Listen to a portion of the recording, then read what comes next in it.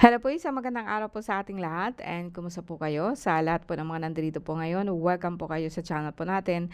And actually guys, no, sasagutin lang po natin ang katanungan po ng isang kababayan po natin dito po sa ating account. No?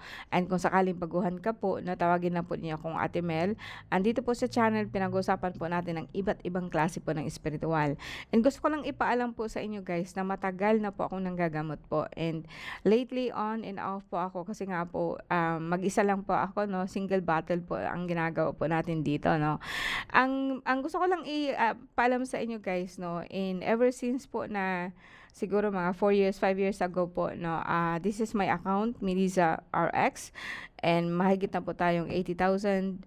And yung lately po natin na in-upload po, para po actually sa lahat po ng tawas, no. And nandito po sa kasagutan po yung community, yung lahat po na mga comment ninyo po. And bawat isa po actually is tinitingnan ko, although hindi ko man po masasagot, no, ang mga kailangan po ninyo. And very common po yung mga katanungan po na mga tao po kung saan po nila po ako makokontak. Pero dito, actually, may nilista po ako dito na magbigay po ako, I think 3 upload po na kung saan i-address po natin ang ating sakit, no. Number 1 po itong tinatawag po nating si Miss JDC, no. Pwede po ba malaman ko ano yung sakit sa aking kamay, braso at dibdib? And usually niyan, no, gusto ko pong i-share sa inyo na marami po ang dahilan niyan. Pero ang number 1 po is yung tinatawag po natin na malapot po na dugo, no, at mataas po na uric acid. And since nakamay po natin, ginagamit po natin sa paglalaba, pagbabrush, paglilinis, ito po yung tinatawag nating right-handed. Kung ano po yung pinaka ano mo na kamay, kung ano po ang ginagamit mo na kamay, yun po talaga ang tinatawag po natin na yung trabahuso na kamay. Yun po talaga ang may problema, no. So kung nagbabrush po kayo, and syempre, pagod kayo, nakalugom po kayo sa tubig or nakababad po kayo sa tubig, pwede pong aakyat po yan dito sa braso. And mararamdaman na po ninyo yung sakit niyan. Hindi naman yan agad-agad eh. Magsasabi yan, masakit na po siya. Pero patuloy pa rin po natin na paano po kasi ang daming labahan, di po ba? So dire-diretso yan hanggang sa umakyat, no? Hanggang sa dito na po talaga sa ating puso. And masakit na po siya pag naghinga ka. Well, ang mga ganyan po talaga is yung tinatawag na po natin yan na to tell you the truth, ang sakit po natin is like, meron po yan mga kasabay, no? Mga kasabay na po siya sa mataas na kolesterol, sabay na po siya sa, kung anong masakit sa'yo, kung anong pinapagrabe sa'yo. Sabihin po natin ng mga bad energy, no, na kumakamit po sa katawan natin, no? Mga nilalang po na nasa tubig, no? And syempre pagod ka ay natatamaan po kayo nun. So, ang matatawag ko lang po dyan, no, sa English po yan is like, pwede pong sabihin po natin mataas ang inyong uric acid. Pangalawa po is like, mataas po ang inyong kolesterol. Pangatlo po is mababa po ang inyong pulang dugo. Ang pulang dugo is sabihin po natin yung tinatawag po nating lakas or blood cell or red blood cell, no. So, sa akin, usually pag meron kang problema sa red blood cell, meron ka din pong problema sa white cell. Pero ito lang po ang anuhan natin, yung masakit po na braso at saka sa likod. Kung hindi po ninyo aagapan yan, mauwi po yan sa tinatawag po natin na pagtaas po ng inyong dugo, no, and pagtaas po ng inyong sugar, lalo na po kapag hindi mo siya na-address kaagad. Now, ang panlaban ko lang po dyan is like, bawas po kayo sa pagkain po ng let's say mga buto-buto. Ang karne hindi ko po siya masyadong pinagbabawal, pero pinagbabawal ko po yung mga buto-buto, like po ng mga sa paa, no, like sa tinatawag po natin ng mga ribs, munggo, no. Actually, magsabay-sabay yan pagka napapagod kayo, grabe po ang trabaho niyo, tapos ang ulam po ninyo is munggo, lalo po yan magsabay, no? Magsakit po talaga yan. May langka, no. And yung iba pa po na nakakapag-trigger po sa ating sakit. And isa pa po yung mga tao po na talaga pong may nararamdaman na sila pero hindi po nila alintana. Nagrereklamo lang sila kapag hindi na sila nakakagalaw or masakit na. And usually yan, minsan po hindi po maiangat po yung dito, masakit po yung kasukasuan dyan sa likod and dito sa dibdib natin.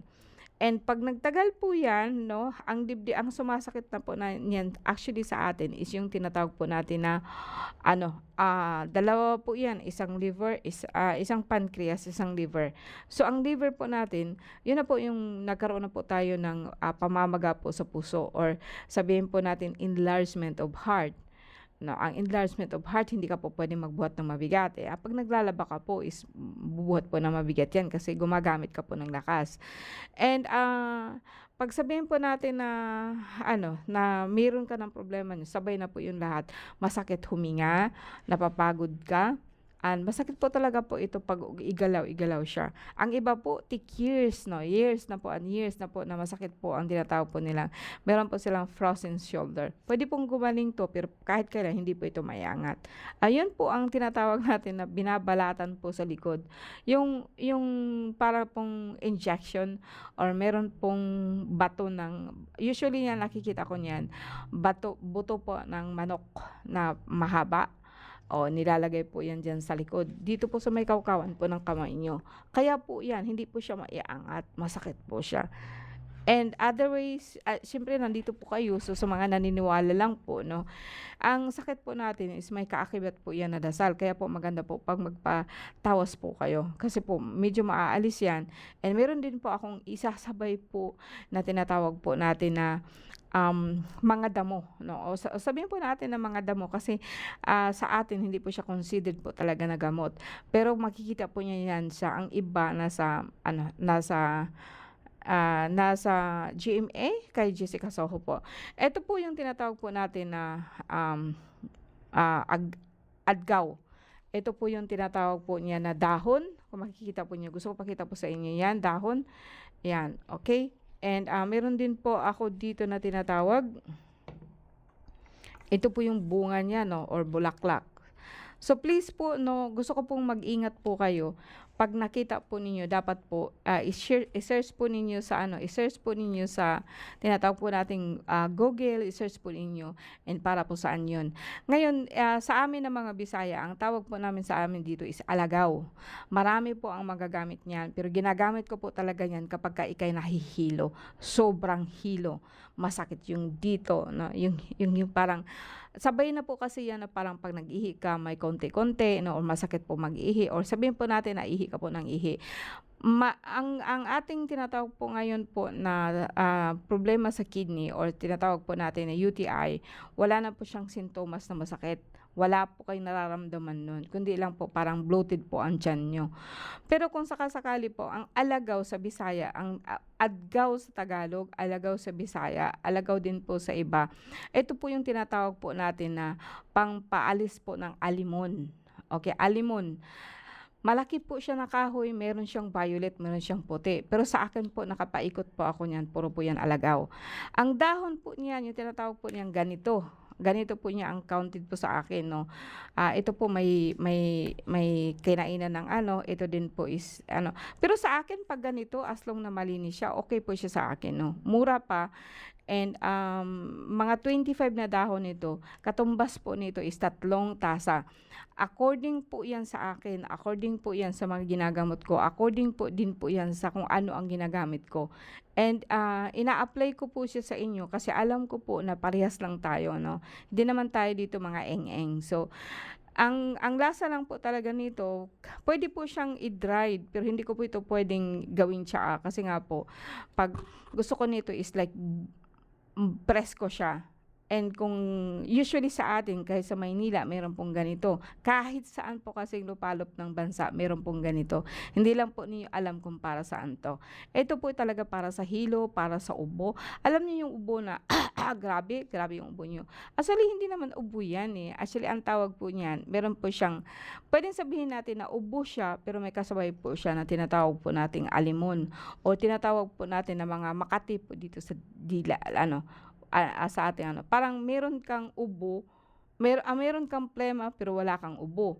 no, and hirap po kayong huminga. Yun na po yung tinatawag po natin na mga alimon. Alimon sa manok, meron pong alimon sa tao. Kaso lang po dito sa tao, parang matatawag ko pong maliliit yung bakterya, hindi siya visible sa dalawang mata. Pero kitang-kita po namin kapag bukas po ang yung third eye, bukas po ang yung ano, makikita mo po na dito po, no, kuminsan po meron pang malaki na nilagay dyan. Kapag lumalaki po yung dito niya. No? Na kapag katawagin po natin parang beke, walang beke, hindi po siya gumagaling talaga. Tumitigas po siya, no? Actually, mga plema po yan na tumigas, no?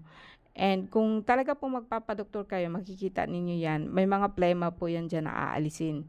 Ano, ang iba po niyan is uuperahan. Ngayon po sa akin, mga normal lang po yan, no? Normal lang po yan. Basta sa akin, ito lang po yung ina-address ko sa inyo para hindi po ako masyadong malilito or kayo din, no? Now, ito pong dahon po nito is like 25 dahon. Pwede ninyong sabayan po siya ng tinatawag po natin. Pwede pong ito sa akin by itself okay na siya. Pero pwede po siyang sabayan po na tinatawag po natin na lagundi. Kung meron kayong lagundi na dahon, pwede pong sabayan. Pwede pong ilang pirasong dahon po ng tanglad. Pero sa akin, eto siya okay na. So dito po ako mag-i-stick, no. Ngayon, eto po is like halimbawa po hindi ka na nakakahinga, may enlargement ka din po. Meron pang magagamit dito.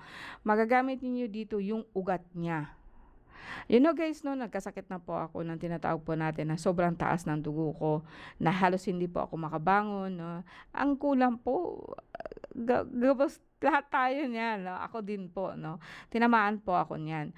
Pero ang inaano ko po sa inyo is like nagpa-doktor po ako kasi nga po ang mga kasama ko, mga anak ko, parang wala akong problema sa doktor pero as much as possible umiiwas ako doon. Pero pag wala na akong ulirat, tinadala po ako doon kasi hindi nila alam kung paano po ako paano po ako gagamutin, no. And then ang pagkatapos nun, umiinom ako ng gamot. Yes po, inaamin ko umiinom ako ng gamot. Pero hindi po talaga ako gumagaling doon. Alam niyo kung saan ako gumagaling? Gumagaling po ako doon sa mga halaman. Usually ang nakapagpagaling talaga po sa akin is ugat po siya ng adgaw. Ang ugat po ng adgaw niyan, para po yan puti. Puti. And sa akin sakit, gamot po yan sa sakit ng puso. So, I don't know kung ito po bang video ito is monetize o hindi. Pero gusto ko talaga itong ibigay po sa inyo. Kasi pag once na nagbigay ka ng mga dahon-dahon, ng mga ano-ano, hindi po kumikita yung video nyo.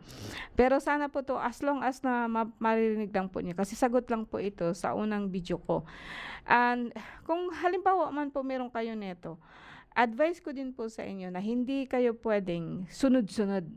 What I mean is like sa loob, kung masama talaga ang pakiramdam ninyo, yeah, for 3 days sunod-sunod 'yon. Pero pag okay na po kayo, pag medyo nakahinga na kayo, nakainom na kayo, relax kayo. No, ang sa akin na po talaga, itong dito ninyo, huwag ninyong gamitin. Kailangan po siyang itali po kung if possible dito.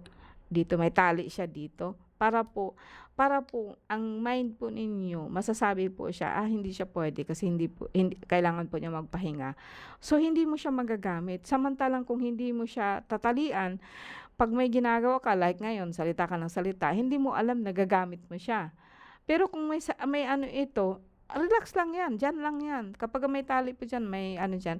Isa din yun sa ano ko sa inyo po, no, na mga tao po, na katulad sa akin, medyo tumatanda na, dapat po talaga aware kayo na kapag may sumasakit sa inyo, dahil po kailangan po niya ng pahinga. Ito lang po ang hinihingi niya, pahinga lang po. No water, no ano, wala po siyang gamot. Pero kung sakasakaling meron pa, andyan po yan sa kagilid-gilid lang. No? Yung dahon nito, 25 dahon, sa loob lang po siya ng pwedeng ilaga ninyo siya sa 3 tasa, medium size. And pwede na po siya maghapon.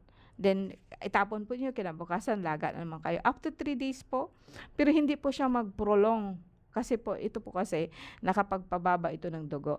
Ang reason ko lang talaga dito, ang ano ko lang talaga dito is like, ang dugo po, pampampat po siya, or pampahinto po siya ng panlihihilo.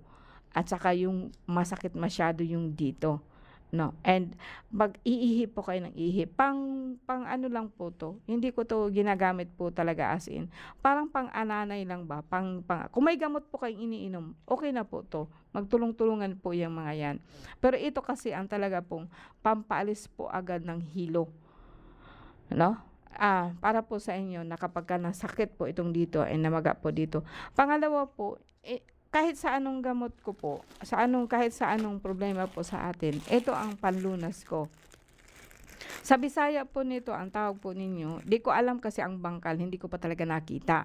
Hindi ko nakita in person. Pero dito sa Bicol po, ang tawag po nila dito is mambog. So, ang akala po nila pampaalis po ito ng bata or pampaalis po ng pampaayos ng regla, pampas ng bata. No, internal problem po ito. Ang bunga po nito actually is parang sinukuan and parang sinukuan or tinatawag ko sa inyo sinukuan talaga yung may krus. Pero ang kasama po nito talaga is parang coronavirus yung bulaklak niya. And actually kahit kalahati lang po nito, pampaalis po talaga yung dito niya, yung maga niya dito. Kumaga ang liver ninyo, maga po ang heart ninyo. Ito lang kasi sa akin, pampaalis, ano po talaga ng hypertension, yung masakit na paa, masakit po na dito. Maaalis man po yan, pero kung gusto mong maalis po ng tuluyan yan, ito po ang igamot nyo. Kasi po, kalahati lang po nito, mambog siya, no, balat na binalatan pa, tapos ituyo ninyo, tapos ilaga ninyo. And lahat po ng internal problem niyo magkakaroon po siya ng kalunasan. Kasi ito po dalawa talaga, pinapartner ko siya. Hindi pwedeng ganito lang. Pero pwede siya kung halimbawa po talagang ang hilo ninyo, grabe. Kung halimbawa po talaga pong duling-duling na kayo tapos hindi mo mapakali, mataas din po ang inyong lagnat, no? Ito po pampababa po sa akin, no? Ito lang by itself, hindi ko na siya dadagdagan ng iba kasi marami pa po diyan. Kaso lang po, kasi sa akin punong-puno po ako. Pero ito sa inyo lang diyan, na kapag hanap kayo nito, marami po dito, no? Na pwede po ninyong gagamitin po para sa masakit na kamay, masakit na paa, no? And ang amoy po nito, hindi po siya mapait. May amoy lang po siya, pero pwede po itong sa Bisaya nga ginagamit nila ito dinalagdag nila sa ulam po nila na at tilapia kasi po pampaalis po talaga po ito ng amoy or ng langsa. No, so yung mga ganyan po na mga insekto po na yan na makikita ninyo sa mga animal, kumakapit din po yan sa tao. Pero ang iba po talaga is because malabo ang mata natin, makakarating na po siya sa tinatawag po nating invisible. Okay po, maraming salamat po sa inyo po.